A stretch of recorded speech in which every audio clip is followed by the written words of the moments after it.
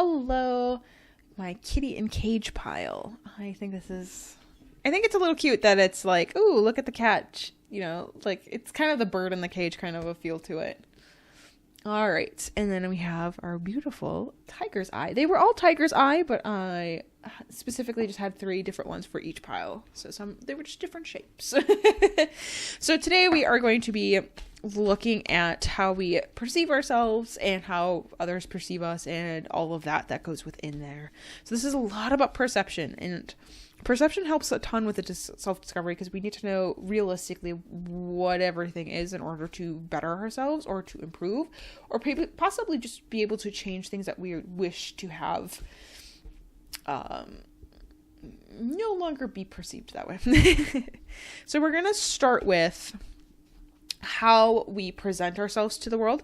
I'm going to be making a little bit of a cat with the cards. So we're starting with the head. So what are we facing front with is what we're really chatting about here. And we're starting with the Sky King. Ooh, a clear intellectual, a person who is very clear-headed, very clear thinking.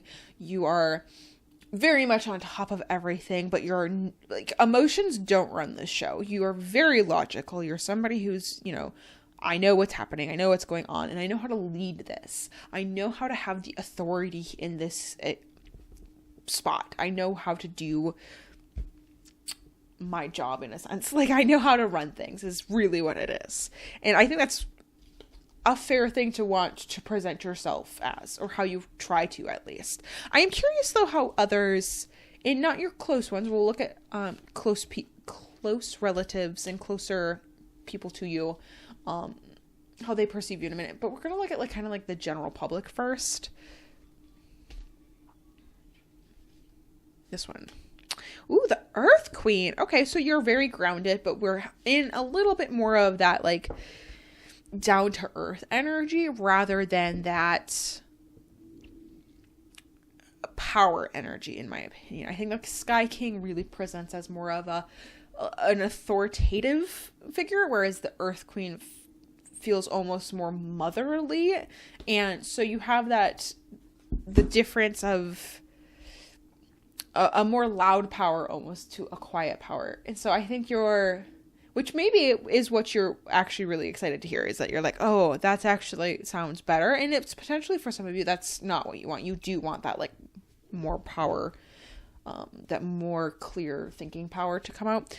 The nice thing is that you are coming off as more of a non-emotional person in both ways. So what you're trying to present is being read that way. I do want to see what people close to you are seeing, though. Oh, the priest. Okay, so you're working within your boundaries. You're somebody who is probably a mentor to others, so they see you as a leader. We have consistent leadership here, which is awesome. Hopefully, because it seems that's what you tried to present as. We have some consistent leadership here.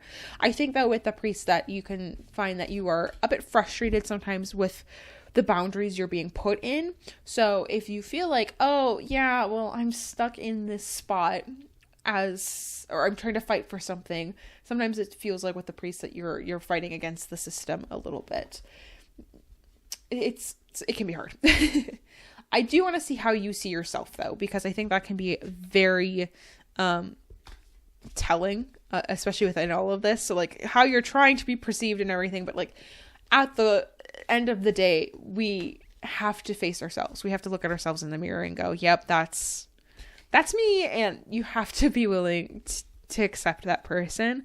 And it's the 10 of Earth. Lovely. You feel established.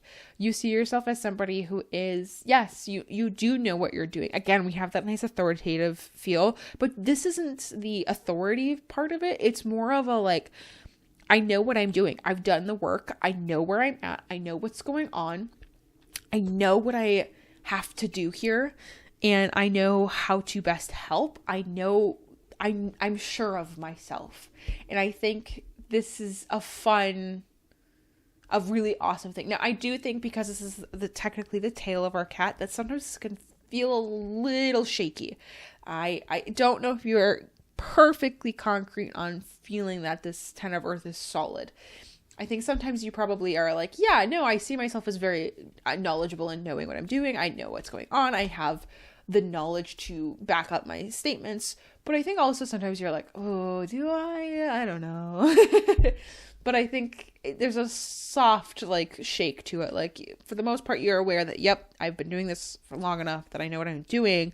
But I think there's like this almost like little voice at the bottom that's like, but do you? Do you? I do want to look at the core now. Who you actually are. Who is the essence of you?